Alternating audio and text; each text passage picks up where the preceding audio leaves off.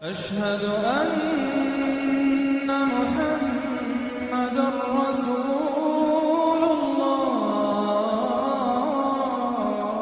मुझसे किसी ने पूछा कि ईरान युद्ध में भारत कहां खड़ा है। भारत के विषय में किसी को कोई संदेह नहीं होना चाहिए कि हम इजराइल के साथ खड़े हैं। इजराइल और भारत का लक्ष्य एक ही है। इजराइल को ग्रेटर इजराइल बनना है और भारत को अखंड भारत बनना है। ईरान जैसे आतंकवादी राष्ट्र यदि गिरेंगे तभी भारत को पाकिस्तान को परास्त करने का अवसर मिलेगा। ये अफगानिस्तान, बांग्लादेश, नेपाल और श्रीलंका तो बिना युद्ध के ही अखंड भारत बनेंगे।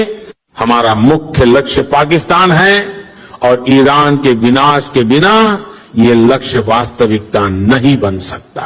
भाड़ में जाए जनता, भाड़ में जाए जनता के मुद्दे।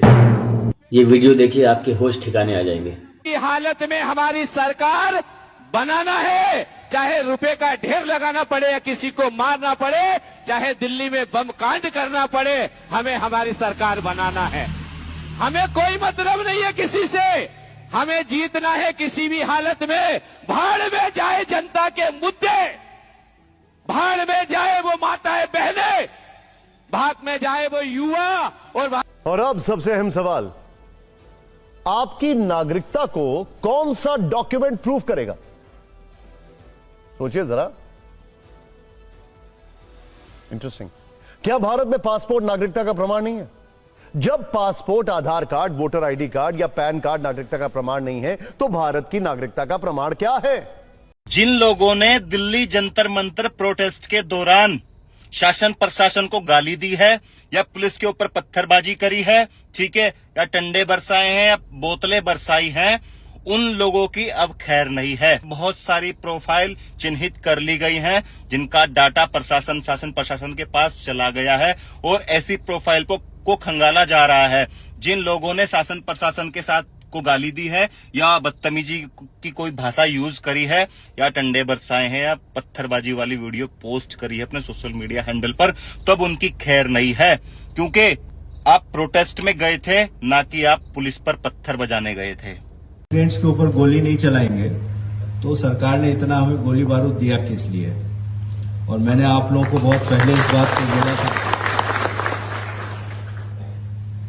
कि जब तक मैं डीजी रहूं, जो भी बोनाफाइड एक्शन है उसके लिए चिंता करने का काम आपका नहीं, वो मेरा है।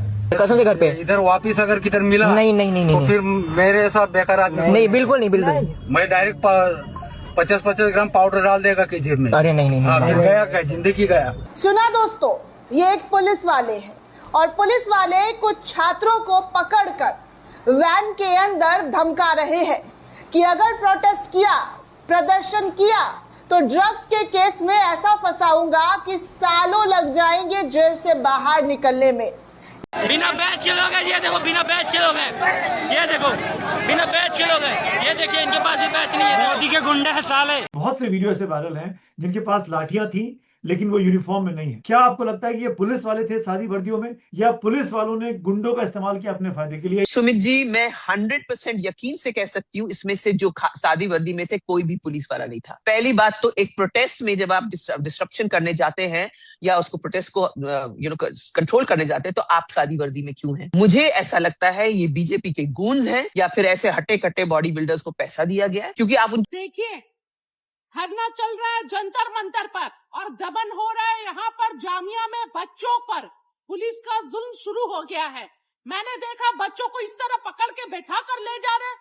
मैंने पूछा, फिर ये बच्चे बोलने लगे कि मैम ऐसे ऐसे पकड़े, डिटेन किए। फिर मैंने फॉलो किया, पीछा किया और तब इन लोगों को पुलिस के चंगुल से छुड़ाई। दिल्ली पुलिस को ये एक्सेप्ट करना पड़ा है 2 दिन पहले कि हाँ, हमने पैलेट गन्स का इस्तेमाल किया है। बिहार में भी जिस तरीके का एक्सेसिव टारगेटिंग हो रही है मुस्लिम और दलित स्टूडेंट्स की, नाम पूछ करके उनको मारा पीटा जा रहा है, उनको पुलिस कस्टडी में इंटिमिडेट किया जा रहा है। जो पुलिस वाले महिलाओं के साथ, लड़कियों के साथ बदतमीजी कर रहे थे, सेक्सुअल असॉल्ट कर रहे थे, डंडे से पीछे वाले हिस्से पर मारा गया, उन पर कोई कार्रवाई नहीं। एंड पर्सन की लिस्ट है, ये देखिए ये डाटा तैयार कर रहे हैं और इनमें रैंडम, आपने डिटेन्ड पर्सन की लिस्ट में रैंडम बच्चों का नाम क्यों डाल रहे हो आप? आपने उतनी लिस्ट तैयार कर रखी है, कल को आप इन बच्चों को बुलाओगे नोटिस देके पूछताछ करने के लिए। ये बहुत पुरानी कहानी है, ये बहुत पुरानी कहानी है। और नेम प्लेट कहाँ है आपका? नेम बैच कहाँ है आपका? नेम बैच कहाँ है? मैं आप जस्ट इतना सवाल कर रहा हूँ कि आपका नेम बैच कहाँ है? और ये डिटेन्ड पर्सन की लिस्ट में आप रैंडम बच्चों जो मेट्रो स्टेशन जा रहे हैं, Jamia metro station gate number 2 है, और ये लोग यहाँ रैंडम बच्चों को रोक के और उनका नाम डिटेन्ड पर्सन की लिस्ट में डाल रहे हैं। और कल को उनको बच्चों को बुलाएंगे, पूछताछ करेंगे, थाने के चक्कर लगवाएंगे ये लोग। प्रोटेस्ट कहाँ चल रहा है? यहाँ से 20 किलोमीटर दूर। यहाँ के बच्चों को क्यों रोकोगे आप? आपने मेरे सामने रोका, आपने मेरे सामने रोका। अभी चलो पुलिस स्टेशन, अभी चलो वहाँ, मैं सीसीटीवी दिखाता हूँ आप किस किस को रोक रहे हो।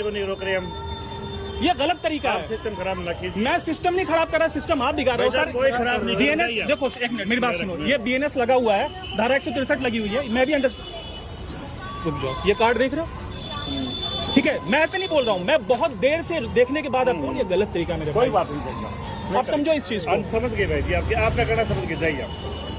ये बिल्कुल मैं समझ रहा हूँ उस चीज को, ये गलत तरीका है यार। रैंडम बच्चों को परेशान मत करो आप यहाँ पे। अब समय आ गया है अंत का। गरुड़ पुराण, भविष्य पुराण और श्रीमद् भागवत के पन्नों में मैं यह जानना चाहता हूं कि कलयुग में मानव का स्वभाव और आचरण कैसा होगा। श्री कृष्ण ने मुस्कुराते हुए कहा, हे धर्मराज, युधिष्ठिर का अनुभव। युधिष्ठिर को एक घने और अंधकारमय वन में एक विचित्र दृश्य दिखाई दिया। उन्होंने एक विशालकाय हाथी देखा जिसके 2 सूंड थे। वह हाथी अपनी दोनों सूंडों से बड़े बड़े वृक्षों को उखाड़ रहा था, मानो उसकी शक्ति असीमित हो। युधिष्ठिर यह देखकर आश्चर्यचकित हो गए और सोचने लगे कि यह असामान्य दृश्य क्या संकेत दे रहा है। एक विशालकाय हाथी जिसकी 2 सूंडें थी और वह अपनी दोनों सूंडों से वृक्षों को उखाड़ रहा था। आज तक के सबसे बड़े बुलडोजर एक्शन की तैयारी है। दिल्ली यमुना किनारे बुलडोजर एक्शन। 15 लाख घरों पर बुलडोजर चलेगा। 15 लाख घर। देश की राजधानी दिल्ली आप देख रहे हैं। दिल्ली देश की राजधानी है, पहचान है, लोग दूसरे शहरों से आकर बसते हैं, लेकिन दिल्ली के एक बड़े इलाके पर बुलडोजर चलने जा रहा है। अस्सलाम वालेकुम रहमतुल्लाहि व बरकातहू। आज 30 जुलाई 2026 है, जुमेरात का दिन है। इस वक्त 7:10 बजे हुए हैं। 30 जुलाई 2026 थर्सडे 7:10 AM। मेरे दोस्तों, कॉकरोच जनता पार्टी ने एक ड्रामा किया था स्टूडेंट पावर को तोड़ने के लिए, और क्योंकि पहले स्टूडेंट को ये मौका दिया गया कि आप ज़रा जज्बात में आकर बाहर निकलो और निकलो, कुछ कसूर करो, ताकि इसी के बदले आपको आपके घर से उठा कर इतना मारा जाए, पीटा जाए, काटा जाए, जुल्म किया जाए, ताकि दोबारा कोई स्टूडेंट पावर में से कोई भी स्टूडेंट किसी भी आंदोलन में हिस्सा लेने से पहले 100 बार नहीं 1000 बार सोचे। इसलिए स्टूडेंट पावर पर, स्टूडेंट पर जुल्म करने के लिए, जुल्म करके उनको, उनके साहस को, उनकी हिम्मत को तोड़ने के लिए, उनको हमेशा के लिए कुचलने के लिए, उनके जज्बात को कुचलने के लिए, उनकी ताकत को खत्म करने के लिए, कि आइंदा कभी नौजवान हिमाकत ना कर सके, हिम्मत ना कर सके कि वो किसी आंदोलन में हिस्सा लें। और नौजवान पार्टी, नौजवान स्टूडेंट पावर, ये कभी हुकूमत के खिलाफ ना खड़ी हो, कभी आरएसएस के खिलाफ ना खड़ी हो। इनको कुचल दो, मार दो इनको, इनकी कभी हिम्मत ना हो सके। इसीलिए कॉकरोच जनता पार्टी बनाई गई और अभिजीत दीपके को खड़ा किया गया और सोनम वांगचुक को खड़ा किया गया। ये और इनके साथ और 2-4 हैं जो, जिनको पता है कि हम क्या करने वाले हैं। अब आप देखिए, बच्चों को जमा करके, स्टूडेंट को जमा करके पथराव किया गया, कुछ पुलिस वालों पे हाथ उठाया गया, डंडा चलाया गया। मैंने जो सुना है, जो वीडियो देखा है, 20 तारीख को 20 जुलाई को ककरोच जनता पार्टी के बच्चों पर पुलिस वालों ने बहुत लाठी चलाई है, बहुत पथराव किया, बहुत मारा, बहुत पीटा और वो पायलट गन से हमला किया। राहुल गांधी जी भी दिखा रहे हैं। और कितने बच्चों की आंख से दिखाई नहीं देता, कितने बच्चों का कितना नुकसान हुआ है। बहुत जुल्म किया पुलिस वालों ने, इस सरकार ने पुलिस वालों के जरिए जुल्म किया 20 तारीख को, 20 जुलाई को। उसके बाद बच्चों ने कुछ मारा होगा, पीटा होगा, पत्थर चलाया होगा, लाठी डंडा चलाया होगा, जो भी कर सकी होगी की होगी अपनी रक्षा के लिए। या फिर ये आंदोलन है, अगर आप पुलिस वाले होकर के उनको मारोगे, पीटोगे, तो फिर वो भी हाथ उठाएंगे। यही काम करने के लिए अभिजीत दीपके को खड़ा किया गया था, नौजवानों को जमा करने के लिए। अभी एक वीडियो मेरे पास आई है कि इसी में ये बताया जा रहा है, दिखाया जा रहा है कि बच्चों ने जो पत्थर मारा है, जो लकड़ी का डंडा उठाया है, मैं आपको इस वीडियो में डाल दूंगा, जो लकड़ी का डंडा उठाया है, जो पत्थर उठाकर मारा है, उसमें उनके फिंगर के निशान आ गए हैं। अब वो फिंगर के निशान से उनको उनकी शिनाख्त होगी, पहचान होगी। जो उन्होंने आंख का वो आयोबैटो क्या बोलते हैं वो करवाया था आधार कार्ड बनवाने के लिए, वो सारा डिटेल वो निकालेंगे और वो सारा एड्रेस पता निकालेंगे। आप इस वीडियो को देख लें, मैं आपको दिखा दूंगा, ये वीडियो को देख लें तो आपको समझ में आ जाएगा।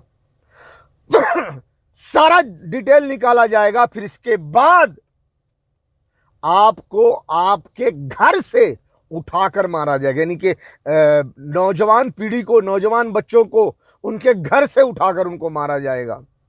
किस लिए मारा जाएगा? इसलिए कि दोबारा कोई भी स्टूडेंट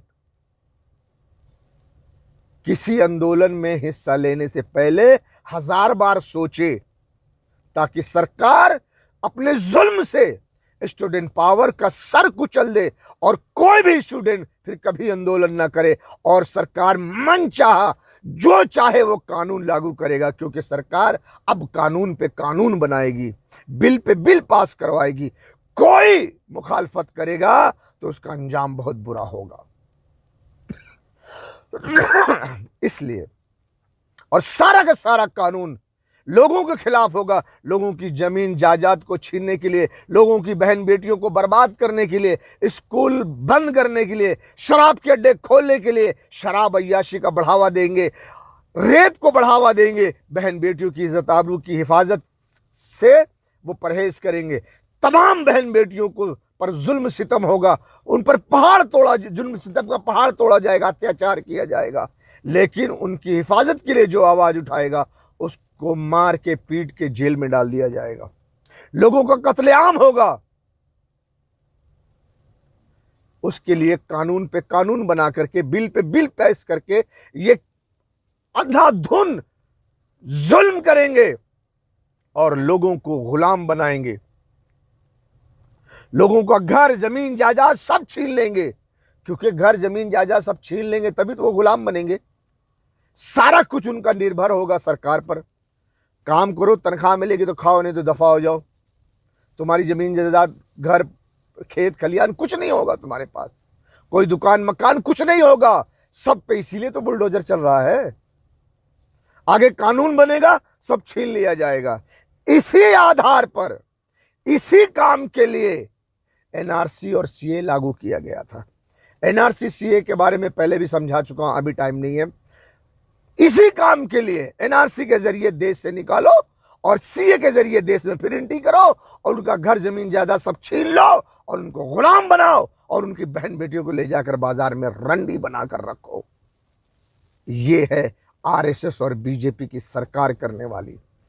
इसके लिए अब उनके रास्ते का एक ही कांटा रह गया था। सारे मिनिस्टर सब दफा हो चुके हैं।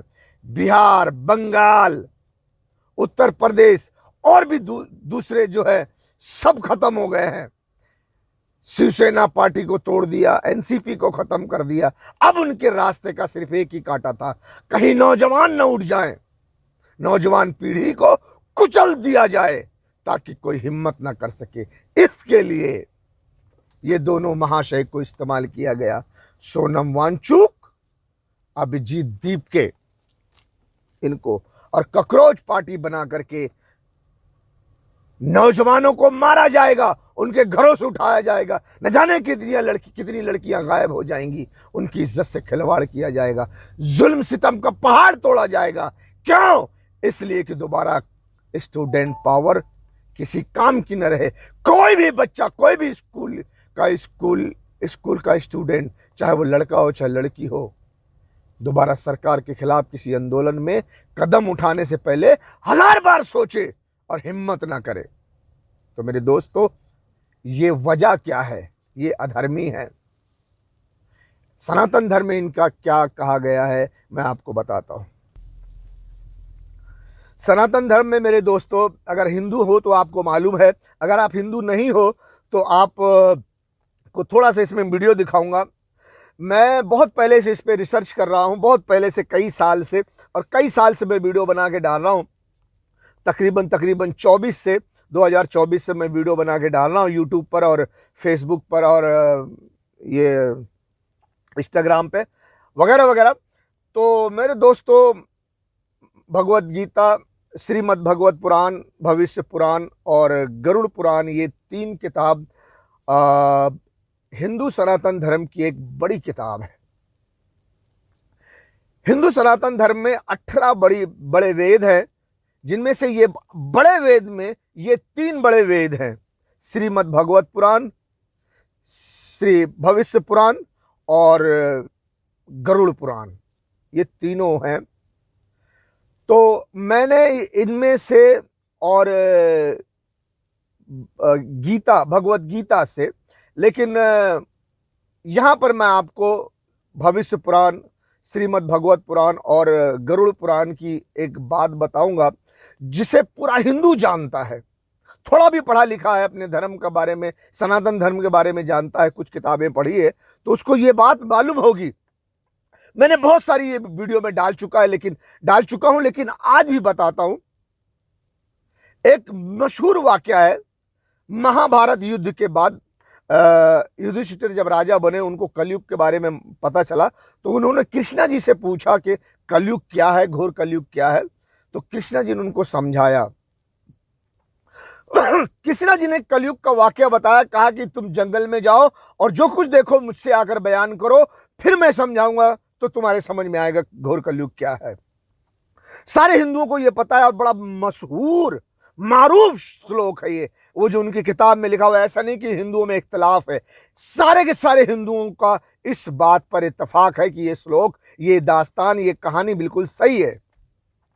तो मेरे दोस्तों, बहुत दिन से मैं इस पर रिसर्च कर रहा था कि मैं तो ये श्रीमद् भागवत पुराण, भविष्य पुराण, गरुड़ पुराण ये पढ़ा तो नहीं हूँ, लेकिन मुझे ये वीडियो मिली तो मैंने उसकी तहकीक की और उसके बाद मैंने कहा कोई अच्छी वीडियो मिल जाए लोगों को दिखाने के काबिल, कि लोगों को बड़ी आसानी से समझाया जा सके। तो मुझे वो वीडियो मिली है, तो उस वीडियो से मैंने कई बार वीडियो में डाल के समझाया। आज फिर थोड़ा थोड़ा डालूंगा, समझ में आ जाएगा। तो घोर कलयुग के बारे में कृष्णा जी ने जो 5 पांडु को समझाया था, वो ये बात समझाया था कि घोर कलयुग का जो राजा होगा वो बोलेगा कुछ और, करेगा कुछ और। युधिष्ठिर ने 2 सूंड वाले हाथी को देखा था, उसके बारे में उन्होंने समझाया कि 2 सूंड का मतलब है बोलेगा कुछ और, करेगा कुछ और। दोनों ओर से वो अपनी आवाम का, जनता का शोषण करेगा। ये लोगों का कर के नाम पर लोगों का माल लूटेंगे और लोगों की स्त्री, यानी लोगों के धन दौलत सब कुछ छीनेंगे, अपना गुलाम बनाएंगे और लोगों की औरतों की इज्जत भी लूटेंगे। तो मेरे दोस्तों, यही तो मैं कहता हूं कि ये तमाम लोगों के दुकान मकान पे बुलडोजर चला के सब छीन लेंगे एनआरसी सीए के जरिए, और फिर इनकी बहन बेटियों को ले जाकर बाजार में बिठाकर रंडी बना देंगे। ये तो आपके सनातन धर्म में लिखा हुआ है। इसमें एक पोस्टर भी बता दूंगा जो दूसरे किसी ने भगवत पुराण, भगवत गीता और भगवत पुराण, भविष्य पुराण और गरुड़ पुराण और श्रीमद् भागवत पुराण जो भी किताबें हैं, इनमें से उसने एक पोस्टर बनाकर अपनी वीडियो बनाई थी। वो पोस्टर दिखा दूंगा तो आपको समझ में आ जाएगा कि जो राजा होंगे वो दौलत भी लूटेंगे और औरत की इज्जत भी। उसको पकड़ के, एक राजा उसको पकड़ के औरत को ले जा रहा है और उसकी दौलत भी ले जा रहा है। तो कहने का मतलब है इस वीडियो में, इस किताब में, सनातन धर्म की इस वेद में लिखा हुआ है, जो हाथी का सीन भी युधिष्ठिर ने देखा था, वो 2 सूंड का हाथी जब उन्होंने देखा तो बड़े बड़े पेड़ को, जिसे वृक्ष बोलते हैं, दरख्त को, बड़े बड़े वृक्ष को वो हाथी अपने सूंड से, 2 सूंड था ना, अपने सूंड से, वो ताकतवर हाथी था, अपने सूंड से उस बड़े बड़े वृक्ष को उखाड़ के फेंकता था,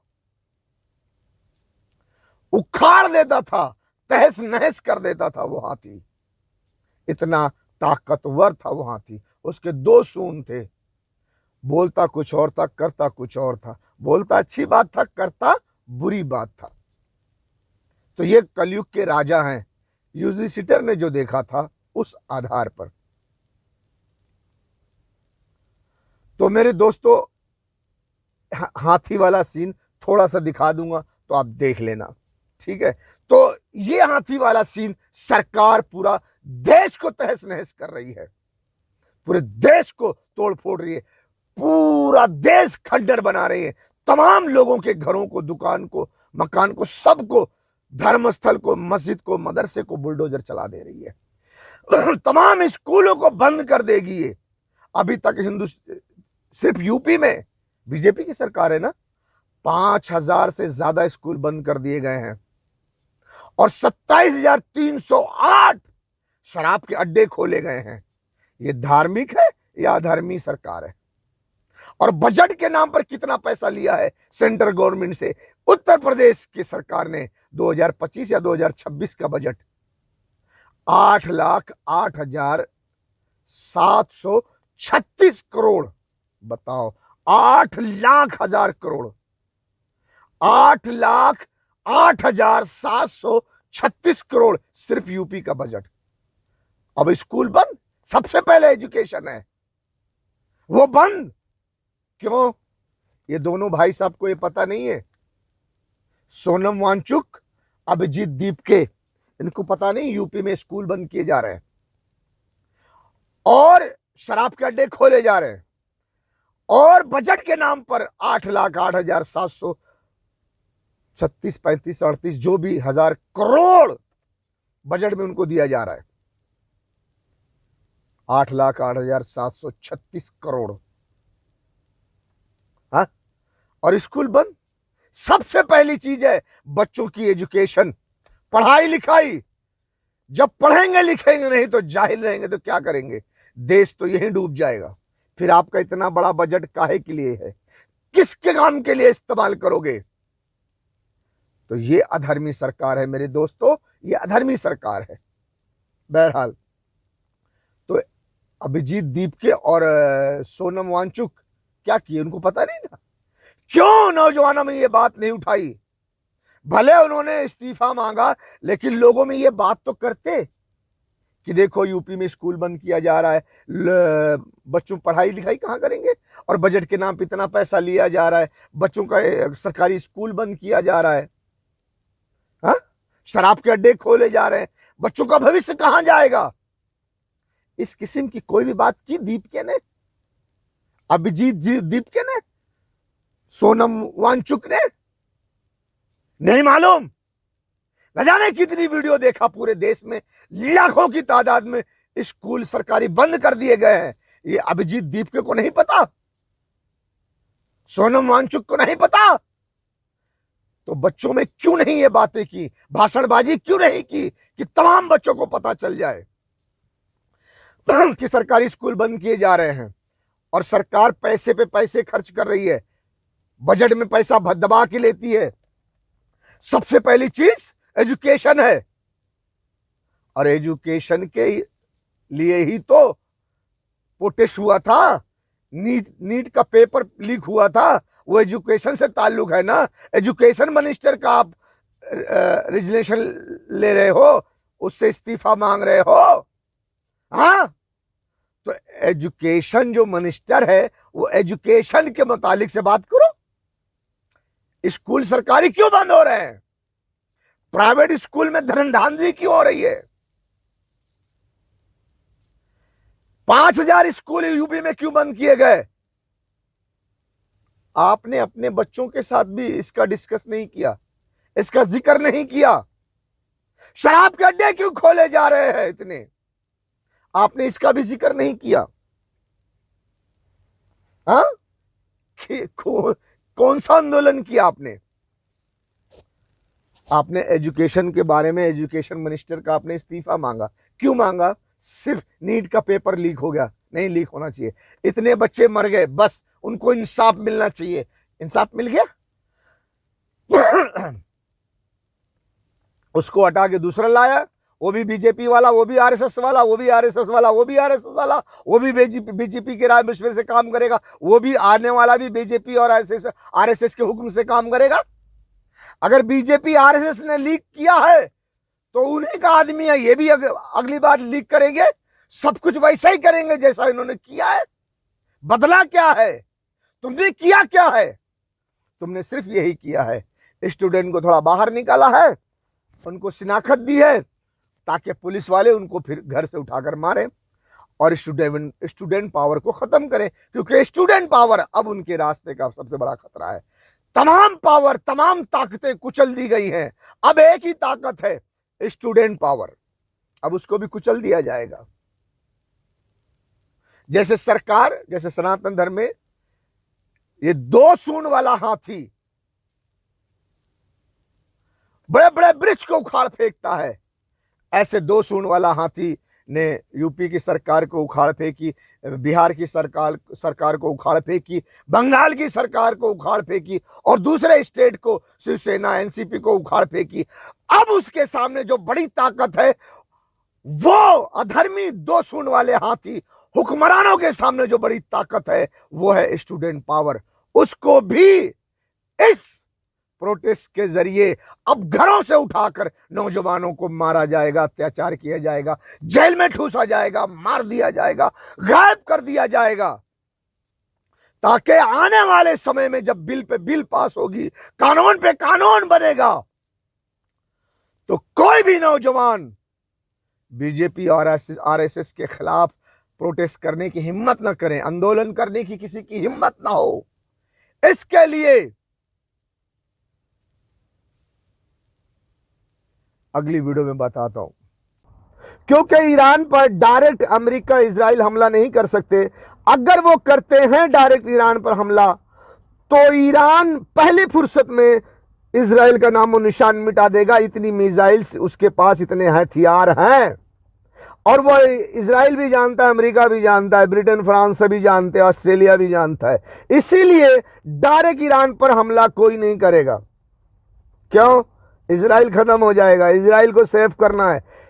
इसलिए ईरान को हिंदुस्तान से मारा जाए, हिंदुस्तान को इस्तेमाल करके ईरान को मारा जाए, ताकि ईरान अगर कोई जवाबी कार्रवाई करे तो वो हिंदुस्तान में करे, इजराइल सेफ रहे। इसीलिए ईरान को मारने के लिए हिंदुस्तान को चुना गया है।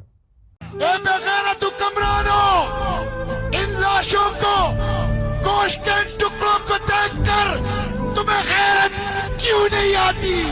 तुम कैसे सोते हो? तुम कैसे पीते हो? तुम कैसे खाते हो? तुम कैसे जिंदगी गुजारते हो?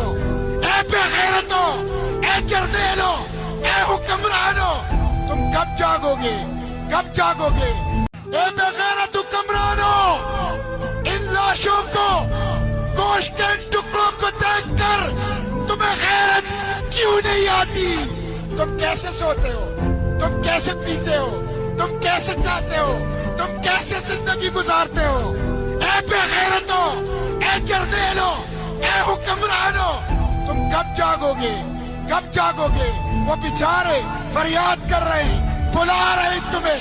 कोई हाफिज कुरान आर्मी चीफ साहब रसूलुल्लाह की उम्मत कट रही है, लोग उनके आज़ा के टुकड़े चादर में समेट रहे हैं। तुम अपने एटम बम और मिसाइलों के साथ तमाशा देख रहे हो। हमसे बर्दाश्त नहीं हो सकता, हम ये नहीं देख सकते, हम ये बर्दाश्त नहीं कर सकते।